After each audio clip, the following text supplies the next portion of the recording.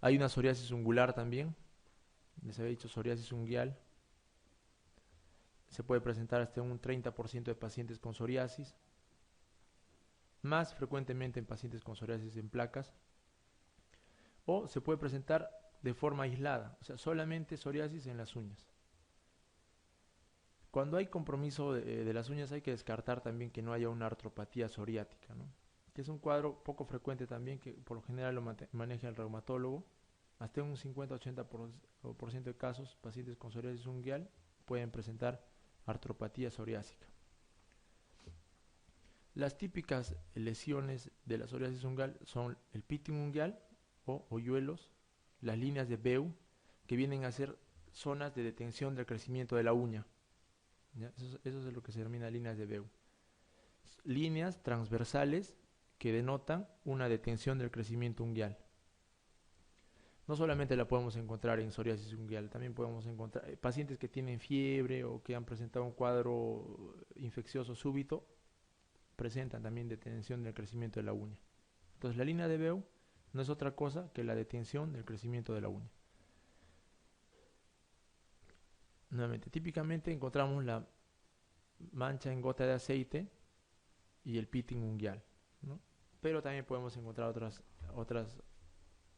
otros signos, ¿no? Líneas de Beu, leuconiquia, eritema en la lúnula, engrosamiento de la placa unguial, hiperkeratosis subunguial, con onicolisis y hemorragia en astilla. Miren, aquí esta es una foto de un paciente con psoriasis. Claramente podemos ver, ¿no?, el pitting unguial. Miren, mancha en gota de aceite. Y este astillamiento distal también son frecuentes en psoriasis unguial. Por ejemplo, esta lesión tranquilamente la podríamos confundir con una onicomicosis distal, ¿no? Entonces, probablemente si a este paciente le demos tratamiento antimicótico, que habíamos dicho que es con terbinafina, ¿no es cierto?, en onicomicosis, no va a responder, ¿no? No responde, entonces en estos casos es donde se indica la biopsia unguial, la biopsia de uña. Y se busca artropatía psoriásica, ¿no? Entonces, ya viendo las formas clínicas de la psoriasis, es bueno nada más conocer algunas formas de medir la extensión de la psoriasis, porque estos nos van a orientar al tratamiento. El más conocido es el PASI, ¿no?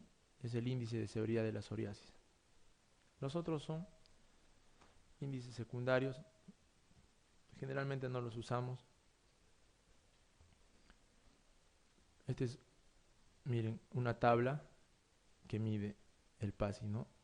Acá dividimos al cuerpo en cabeza, extremidades superiores, tronco y extremidades inferiores. Y los signos que se califican son el eritema, la descamación, ¿no?, la extensión, y vemos el porcentaje de afectación, ¿no? Y de acuerdo a eso se hace un puntaje. Se dice que un PASI mayor de 10 corresponde a una psoriasis moderada a grave. Acá vemos, ¿no? Se le da un puntaje en el eritema, en la descamación, en la induración y en la extensión. El puntaje va de 0 a 4. En lo que se refiere a la extensión, menor de 10%, 10 a 20%, 30 a 49%, 50 a 69% y así sucesivamente, ¿no? Y la puntuación de PASI es de 0 a 72. Esta es otra forma de dividir la afectación, el porcentaje de afectación. La regla de los nuevos, ustedes lo saben. 4.5 en cara anterior, 4.5 cara posterior en extremidades, 18% tórax anterior, 18% tórax posterior, la misma forma. Otra forma es dándole una medida a la mano del paciente, ¿no?, que corresponde al 1% de la superficie corporal total, ¿no? También hay otro índice que mide la calidad de vida en el paciente con psoriasis, que es también un puntaje, un instrumento que se utiliza bastante para iniciar la terapia, sobre todo con metrotexate. Hablando del tratamiento, El objetivo del tratamiento es un rápido control inicial de la enfermedad, ¿no? De evitar que esta psoriasis en placas se extienda, evitar más estrés en el paciente, por consiguiente mayor número de lesiones. Hay que generar y mantener una remisión prolongada, hay que evitar tratamientos cortos, el tratamiento de psoriasis es muy largo, el paciente tiene que estar permanentemente en supervisión, hay que minimizar los efectos adversos, esto en relación al uso de metotrexate por vía oral y sobre todo mejorar la calidad de vida del paciente. El paciente psoriático es un paciente muy ansioso,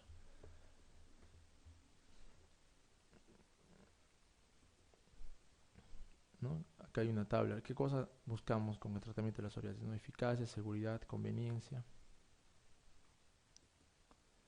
Hay una fase de inducción del tratamiento que dura más o menos 16 semanas, en la que vamos a utilizar principalmente corticoides tópicos. Vamos a ver cómo responden estos corticoides tópicos y algunos queratolíticos, ¿no? Como el ácido salicílico.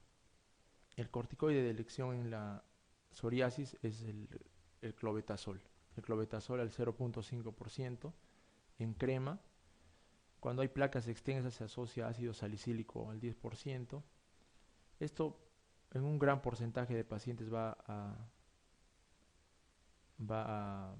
alcanzar un buen efecto. El paciente por lo general va a presentar una buena respuesta y se va a sentir mejor, más aliviado. Existen también presentaciones en loción del clobetasol o de este corticoide para la psoriasis en cuero cabelludo. Luego hay una fase de mantenimiento en la que se puede controlar la dosis de este corticoide, ¿no? El intervalo sobre todo. Si en un primer momento, por ejemplo, le estábamos aplicando diariamente el corticoide a las placas, podemos intercalar, ¿no? Interdiario, ¿no? Y finalmente se salen cada 2 días y sucesivamente hasta buscar una remisión de las placas. Entonces, en lo que se refiere a psoriasis se ha avanzado mucho, ¿no? La incidencia es mayor en zonas europeas, en América del Norte. Aparte de los corticoides que son la base del tratamiento, hoy en día se está utilizando mucho la fototerapia con radiación ultravioleta B y con radiación ultravioleta A1.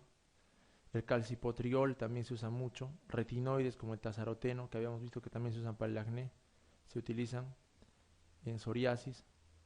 Eso es en cuanto a la terapia tópica. En cuanto a la terapia sistémica, el metotrexate viene siendo la base del tratamiento por vía sistémica. Mencionar la ciclosporina, que viene a ser el tratamiento de elección en pacientes gestantes que tienen psoriasis, eso tienen que saberlo. El acitretin también es un buen medicamento, pero es un análogo de la vitamina A, no lo olviden. Pero el problema principalmente en nuestro medio es el precio, ¿no? Es muy caro. Una caja de acitretin mensual no baja de 280 soles, 300 soles. Y como habíamos manifestado, el tratamiento es prolongado, entonces al paciente, en lugar de ayudarlo, lo estresa más, ¿no? Por la parte del dinero. Y finalmente agentes biológicos que se manejan en el seguro, Alefacep, Efalizumab, este es Etarnecep, el que usa el Esalut, Infliximab, Adalimumab, que no los utilizamos mucho, pero tienen muy buena respuesta, ¿no? No se olviden, son medicamentos muy caros. La idea, el arsenal con el que contamos nosotros, al menos en el ministerio, es metotrexate y ciclosporina cuando hablamos de terapia sistémica, y cuando hablamos de terapia tópica, corticoides sistémicos, ¿no? Y asociado a algunos queratolíticos. Fototerapia recién se está implementando en el Perú, tiene buenos resultados también, sobre todo para psoriasis extensas. Esta fototerapia se asocia, ¿no? A calcipotriol, es lo que se denomina la PUA, ¿no? Soralenos más radiación ultravioleta A. Puede haber terapias combinadas también, ¿no? A veces solamente con tazarateno y fototerapia salen los pacientes. Acá hay unos cuadritos, ¿no? De las combinaciones que se usan frecuentemente. Se puede combinar corticoides con retinoides, ¿no? O sea, por ejemplo, clobetasol con tazaroteno o clobetasol con vitamina D. Se puede combinar vitamina D, ¿no? O el calcipotriol. El calcipotriol, por si acaso, es un análogo de la vitamina D. Con fototerapia con radiación ultravioleta B. Entonces, hablando de la terapia tópica, Es la primera línea del tratamiento en la psoriasis, ¿no? Sobre todo la leve hasta moderada. El 70% de los pacientes con psoriasis tienen una enfermedad leve a moderada y la mayoría puede ser tratado con medicamentos tópicos, eso ya está demostrado. La ventaja es que estos medicamentos son seguros, a diferencia, como les había mencionado, del tratamiento corticoide sistémico. El problema es el bajo grado de adherencia, ¿no? El paciente puede estar con la crema todas las noches durante un mes, pero ya al segundo mes, al tercer mes, como que se cansa y deja el tratamiento y nuevamente se exacerba, ¿no? Por eso es que hay un alto grado de disconformidad. Bueno, como manera de orientar nomás, se dice que una yema, una medida de una yema debería ser utilizado en el área que puede ocupar una mano, la palma de la mano, ¿no? Entonces esa es la medida más o menos que siempre hay que usar en el corticoide tópico.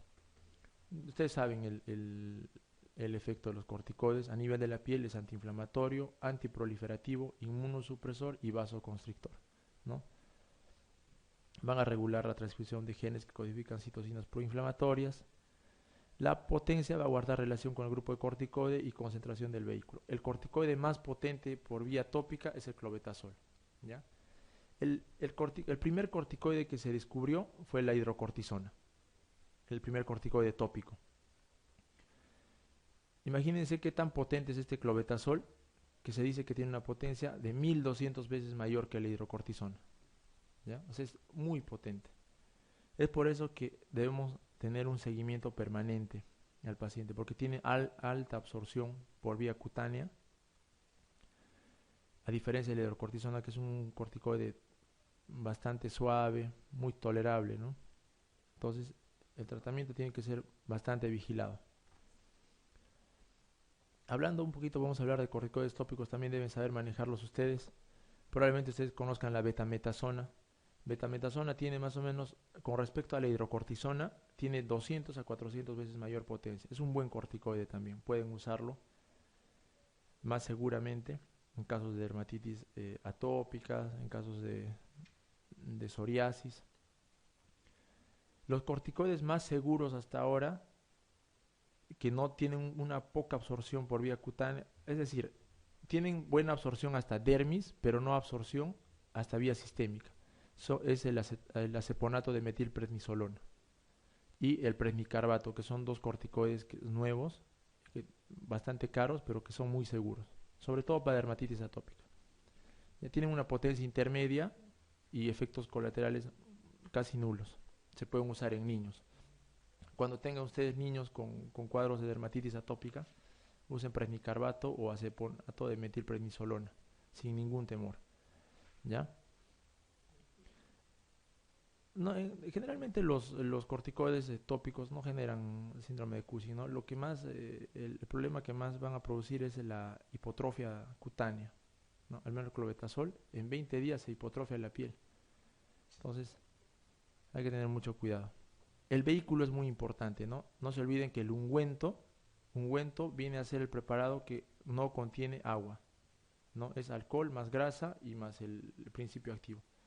La pomada y la crema son preparados que van a contener agua más el preparado. No contienen alcohol ni grasa, ¿ya? Entonces, el que mejor penetrabilidad tiene es el ungüento.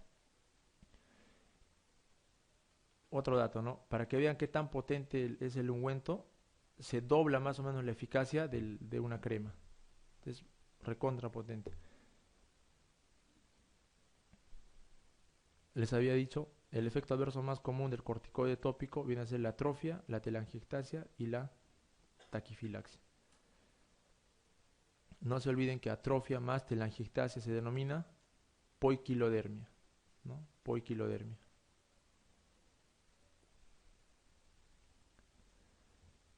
La dosis no debe superar de 50 gramos por semana. Los esquemas de terapia semanal más o menos se pueden utilizar. Bueno, en general cuando empezamos el tratamiento lo usamos diariamente por unos 15 días hasta 20 días y luego vamos intercalando el tiempo hasta llegar a 3 veces por semana, solamente con corticoides más retinoides, queratolíticos, como el ácido salicílico. Hasta un 60% de pacientes van a mejorar, ¿ya? También hoy en día se utilizan algunos otros medicamentos, ¿no? Como los inhibidores de la calcineurina, el tacrolimus al 0.1%. Más adelante vamos a hablar del tacrolimus cuando hablemos de vitíligo. Es un medicamento que inhibe la producción de citoquina, de interleuquinas, las inflamatorias 1, 6. Es muy seguro, a diferencia de los corticoides, y muy eficaces también. El problema también en este caso es el costo, ¿no? Se puede usar 1 o 2 veces por día, se puede usar en niños, ¿no? En niños con vitíligo, se puede usar en cara, no tiene efectos colaterales. El prurito y la irritación es mínima.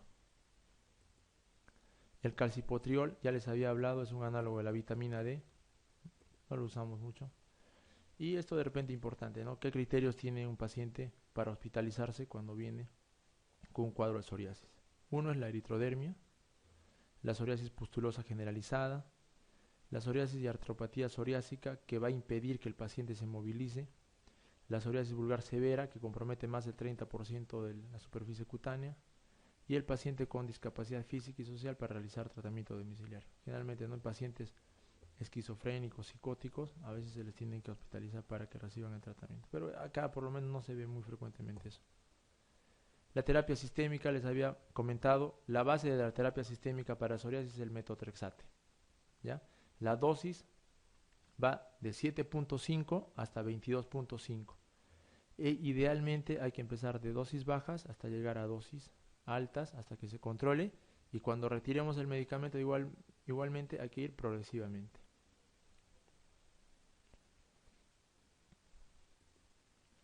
Las indicaciones, ¿no?, de la metotrexate: psoriasis pustulosa, psoriasis eritrodérmica, artropatía psoriásica. La psoriasis pustulosa es indicación de corticoide sistémico también, ¿no? No se olviden, corticoide sistémico solamente en psoriasis pustulosa y algunas formas de psoriasis invertida. El metotrexate es un antimetabolito del ácido fólico, inhibidor competitivo del hidrofólico reductasa. Es un medicamento que viene en tabletas, ¿no?, de 2.5 miligramos, y la dosis, les había dicho, de 7.5 en realidad, ¿no? Acá dice 12.5 a 25 miligramos semanales, ¿ya? Se le da cada semana, se dan pulsos semanales. Se empieza con 7.5, 10 cada semana. A ver, vamos a hacer unas preguntitas, a ver. Los siguientes factores pueden provocar un brote de psoriasis, excepto infecciones, ya hemos hablado, ¿no?, virales, bacterianas, micóticas. Cualquier infección puede provocar psoriasis. Factores hormonales, no hemos hablado de factores hormonales, ¿verdad? Traumas, cualquier trauma, situación de estrés provoca psoriasis. Medicamentos, hemos hablado. Y el estrés, mucho más relacionado, ¿no? En este caso la respuesta B. Cuando se observa una imagen histológica de acantosis con elongación de crestas interpapilares que incluso se fusionan entre sí, hiperkeratosis y acúmulos epidérmicos de leucocitos polimorfonucleares, estamos hablando de una ictiosis, dermatitis, o también denominada eczema, urticaria, epidermolisis o psoriasis. Entonces, claro, elongación de crestas interpapilares, psoriasis, ¿no es cierto? No se olviden que la dermatitis, el eczema, el cambio histopatológico clásico es la esponjiosis, ¿no?, o el edema intercelular. Igual en la urticaria la lesión clínica, no se olviden, es el Von o roncha, ¿no?, y el edema intracelular o intercelular y el edema intradérmico.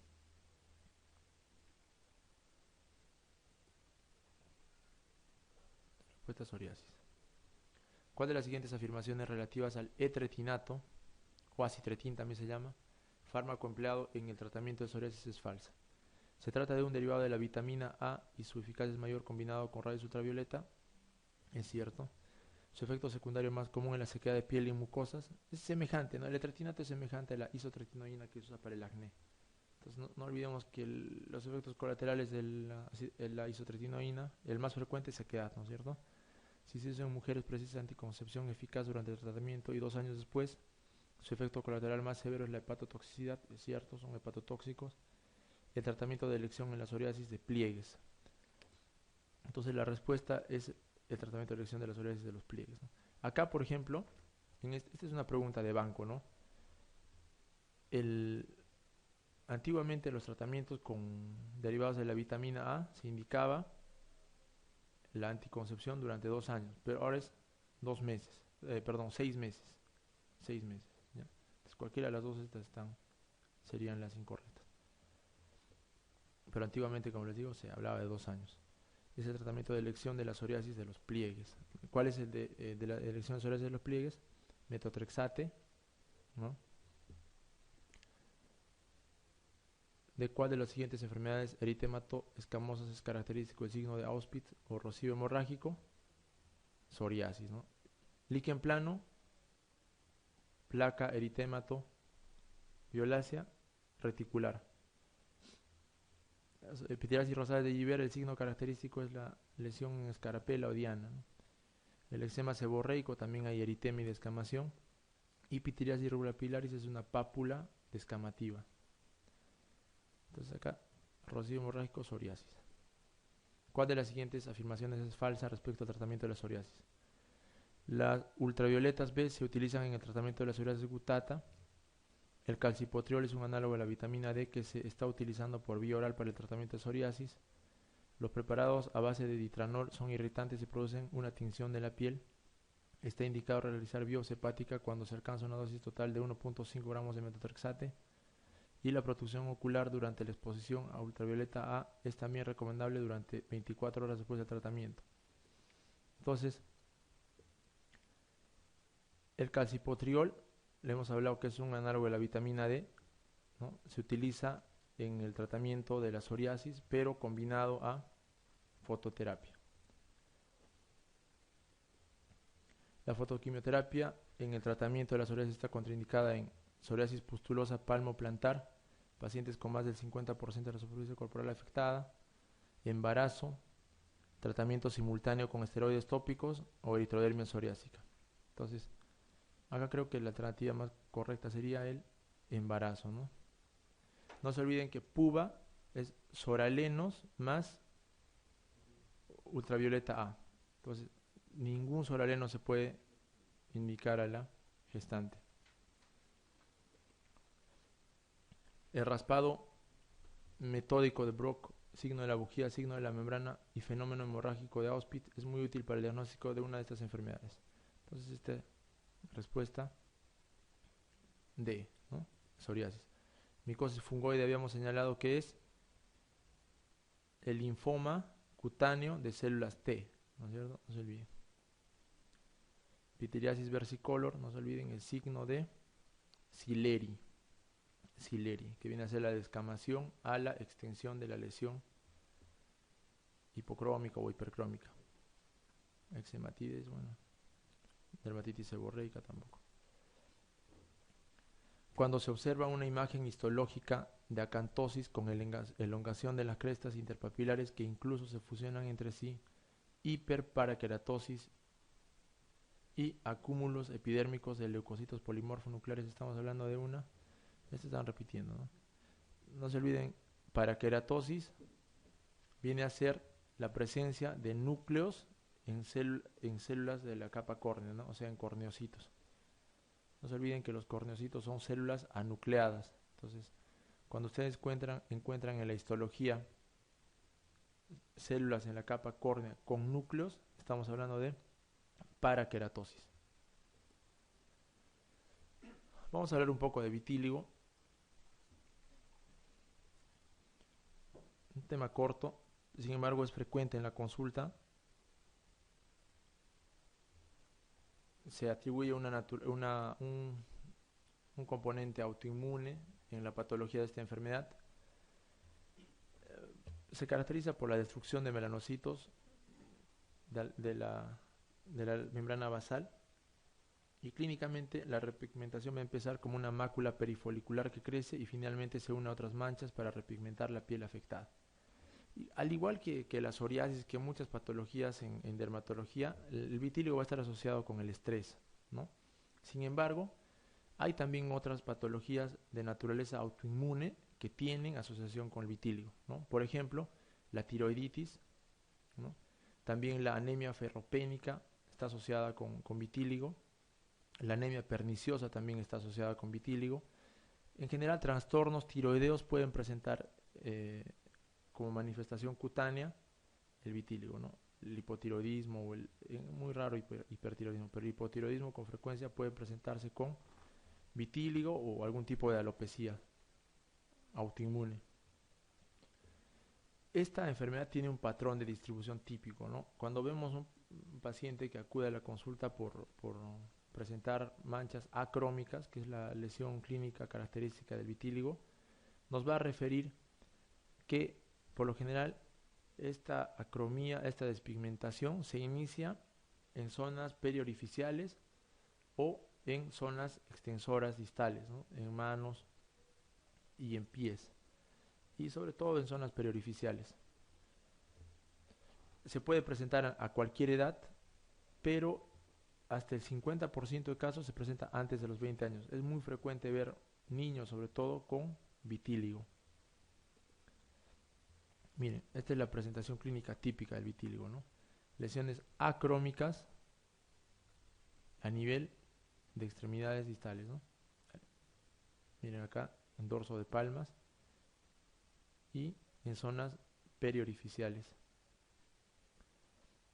En el caso del vitíligo es muy frecuente el fenómeno isomórfico de Koebner. O sea, pueden presentarse lesiones en zonas sanas que han tenido un roce o un traumatismo. Entonces es lo que se llama el fenómeno de Koebner. Psoriasis también puede presentar fenómeno de Koebner. Líquen plano también puede presentar fenómeno de Koebner.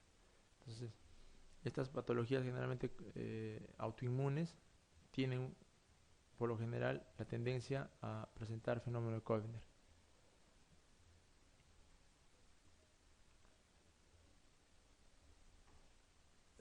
Generalmente estas máculas hipocrómicas, no hablemos de hipocrómicas, sino acrómicas, porque es la característica, porque no presentan nada de coloración, es que son bien delimitadas y predominantemente, como les había mencionado, va a ser en áreas expuestas, ¿no? En región distal de miembros y en cara. Por lo general es simétrico, ¿no? Y en algunos casos se puede presentar unilateral, ¿no? O también se puede presentar siguiendo una distribución por dermatomos. Pero lo más frecuente es que sea en áreas expuestas, ¿no? En cara, periorificiales. Existen teorías con respecto a la patogenia de esta enfermedad. La teoría genética habla de un trastorno autosómico en humanos, ¿no? Se dice que hasta un 40% de pacientes puede presentar psoriasis si es que dos de los papá y mamá han tenido vitíligo también. La teoría nerviosa, dice así la llaman, ¿no?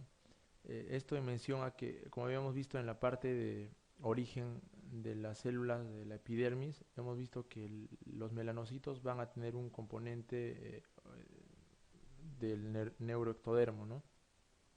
Entonces, en ese sentido, los melanocitos son originarios de la cresta neural y van a estar relacionados con las células nerviosas, ¿no es cierto?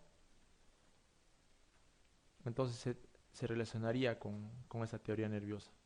Y finalmente la teoría autoinmune, que propone que los melanocitos son destruidos por anticuerpos citotóxicos, por linfocitos o por ambos, ¿no? Y es por eso que se asocia, como les había mencionado, a tiroiditis autoinmune, a alopecia areata, a la anemia perniciosa y en algunos casos a disfunción gonadal. Hay tipos de vitíligo, ¿no? El focal, el segmentario, el generalizado o vitíligo vulgar, ¿no? Por lo general, el focal es el que mejor responde al tratamiento, ¿no? Son máculas hipocrómicas o acrómicas, pequeñas, de pequeño diámetro, bien delimitados, ya les he señalado en qué zona se encuentran, y que van a responder muy bien al tratamiento. El segmentario presenta zonas de mayor compromiso, ¿no? Se caracteriza por un comienzo abrupto, el tiempo de evolución es corto y tiene una fase estacionaria. El vitíligo generalizado es aquel que puede evolucionar al vitíligo universal, ¿no? En la que se va a afectar más de 2/3 de la superficie corporal. Miren, por ejemplo, este. Este es un vitíligo, por ejemplo, localizado, ¿no? Este es un vitíligo segmentario. Este ya es un vitíligo generalizado que puede tranquilamente convertirse en un vitíligo universal. Y de igual manera este, ¿no? Miren, este tiene una tendencia a crecimiento. En la clínica nuevamente les menciono de las lesiones que pueden ser simétricas, se van a asentar sobre articulaciones, particularmente en superficies extensoras, manos, codillas, rodillas, en maleolos. Típica la afección periorificial, en ojos, nariz, boca, en el ano también, en genitales, ¿no? En general, en las orejas, el vitíligo se puede presentar en cualquier parte del cuerpo, ¿no? Pero hablemos sobre todo en niños de afectación periorificial y superficies extensoras distales de miembros superiores. En cuanto al diagnóstico, la clínica típica, la lámpara de Wood se utiliza para el diagnóstico, ¿no? Hay muchas veces que la hipopigmentación no es muy marcada, en ese caso se utiliza la lámpara de Wood. Entonces, al examen con la lámpara de Wood, la acromía se va a hacer evidente, ¿no? Va a haber una coloración azulada de la lesión, bien marcada. Y la biopsia de piel que en realidad no ayuda, ¿no? No ayuda. No se olviden que en el vitíligo hay destrucción de melanocitos, ¿no? A diferencia, por ejemplo, del albinismo, ¿no? En el albinismo también hay una acromía generalizada, pero los melanocitos están presentes. Lo que aquí falta es la secreción de melanina, o sea, no hay melanina. Es la diferencia con el vitíligo. Las manchas acrómicas del vitíligo se deben a ausencia de tirosina, ausencia de melanocitos, hiperfunción de los melanófagos, ausencia de melanosomas o infiltración linfocitaria. Entonces, ausencia de melanocitos, ¿no es cierto? No se olviden que la tirosinasa es la enzima que se encarga de degradar la tirosina. Y la tirosina es el precursor de la melanina, ¿no? Nuevamente, les voy a recordar que existen dos tipos de melanina, ¿no? La eumelanina y la feomelanina. La eumelanina es aquella que le da la coloración pardo negruzca a la piel y al folículo piloso. Y la feomelanina es aquel que le da la coloración amarillo rojiza a la piel o al folículo piloso. Esa ausencia de melanosomas, no producción de melanina, vendría a ser el albinismo, ¿no?